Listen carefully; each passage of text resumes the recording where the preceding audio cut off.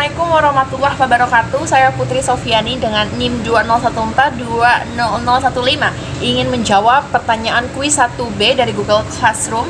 Langsung saja, yang pertama jelaskan mengenai sejarah Bank Syariah.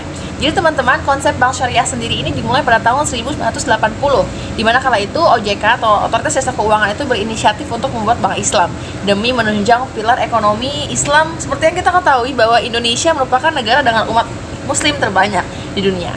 Oleh karena itu, lanjut tahun 1990, MUI membentuk kelompok kerja untuk diskusi mendirikan Bank Islam di Indonesia hingga pada tanggal 1 November 1991, tim perbankan MUI mencetuskan berdirinya Bank Syariah pertama di Indonesia, yaitu PT Bank Muamalat Indonesia atau kita kenal dengan BMI.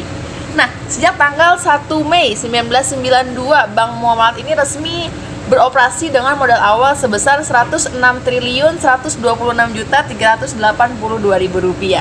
Lanjut prosesnya pada tahun 1992 sampai 1998, Bank Syariah ini mulai berproses dengan berbekal Undang-Undang Nomor 7 tahun 1992 yang menyatakan bahwa sistem syariah ini adalah salah satu sistem dengan bagi hasil. Lanjut, karena mendapat kurang perhatian dari masyarakat, akhirnya pemerintah dan DPR pun melakukan penyempurnaan Undang-Undang Nomor 7 tahun 1992 tadi secara tegas diganti menjadi Undang-Undang Nomor 10 tahun 1998. Nah, jadi Undang-Undang Nomor 10 ini menyatakan bahwa ada dua sistem perbankan di tanah air, yaitu ada konvensional dan sistem perbankan syariah. Oleh karena itu, seiring berjalannya waktu, semakin berkembangnya Bank Syariah, pada 16 Juli 2008 diberlakukannya Undang-Undang Nomor 21 tahun 2008 tentang perbankan syariah yang memberikan kepastian hukum untuk meningkatkan aktivitas pasar keuangan syariah. Baik teman-teman, menjawab pertanyaan selanjutnya mengenai modal awal beserta tahap pembentukan BMT. Teman-teman, for your information, BMT sendiri merupakan lembaga yang mempunyai badan hukum sebagai koperasi atau unit jasa keuangan syariah. Nah, karena koperasi, jadi BMT sendiri ini mempunyai anggota. Nah, modal awalnya sendiri pun dari anggotanya. Jadi minimal terdiri dari 20 anggota yang mana masing-masing menyetor untuk aktif berpartisipasi sebesar Rp1.000.000 per anggota. Jadi kira-kira untuk modal awalnya dimulai dari 10 sampai 40 juta. Selanjutnya, tahap pembentukan atau tahap pendirian dari BMT sendiri. Yang pertama, dibutuhkan pemrakarsa dan pendamping untuk menyiapkan diri menjadi motivator pendiri BMT.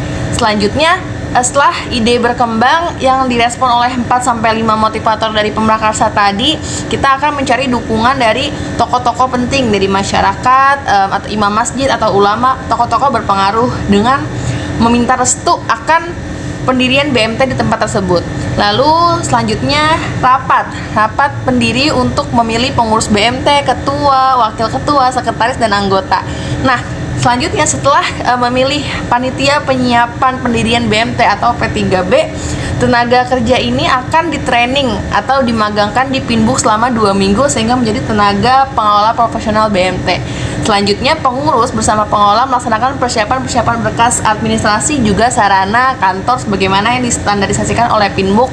Lalu selanjutnya, ketika BMT sudah siap beroperasi, pengurus bersama pengelola BMT sendiri akan membuat naskah kerjasama kemitraan dengan Pinbook dengan memproses sertifikat operasi BMT dari Pinbook kabupaten atau kota setempat, seperti itu. Baik teman-teman, menjawab pertanyaan berikutnya mengenai akad-akad pembiayaan apa saja yang digunakan dalam Bank Syariah. Yang pertama ada wakalah.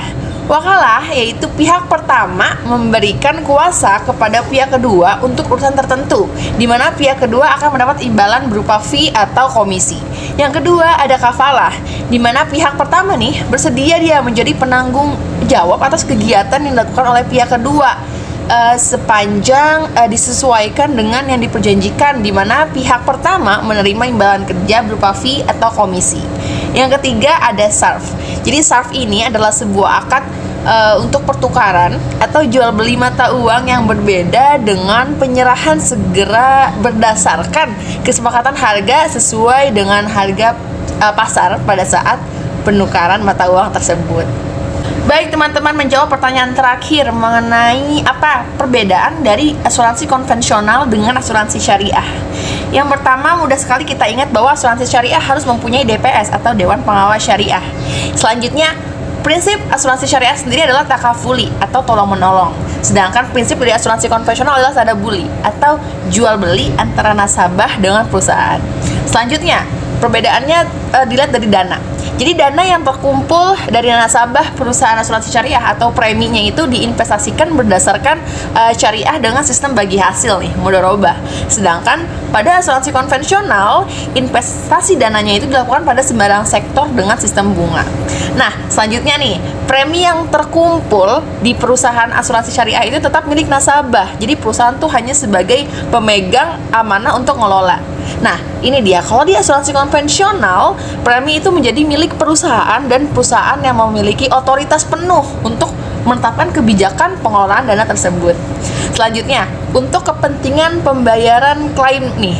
Kalau di asuransi syariah, untuk kepentingan pembayaran klaim itu dana diambil dari rekening seluruh peserta yang udah ikhlas nih untuk tabaru atau keperluan tolong menolong bila ada peserta lain yang terkena musibah. Sedangkan dalam asuransi konvensional, dana pembayaran klaim diambil dari rekening milik perusahaan. Selanjutnya, ini yang intens ya, keuntungan. Jadi keuntungan itu dibagi dua nih. Kalau misalnya di asuransi syariah, antara nasabah selaku pemilik dana dengan perusahaan selaku pengelola dengan prinsip bagi hasil. Sedangkan dalam asuransi konvensional, sepenuhnya itu milik perusahaan. Jadi keuntungannya itu milik perusahaan. Kalau misalnya peserta nggak ngeklaim, ya udah, peserta atau nasabah nggak dapat apa-apa, seperti itu.